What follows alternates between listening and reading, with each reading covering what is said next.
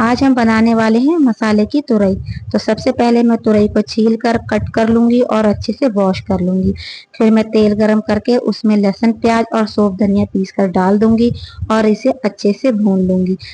इसे भूनने के बाद फिर मैं इसमें डाल देती हूँ डेली यूज वाले मसाले।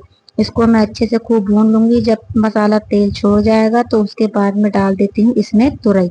देखिए अच्छे से मसाला भुन चुका है और इसमें तुरई भी अब डल चुकी है।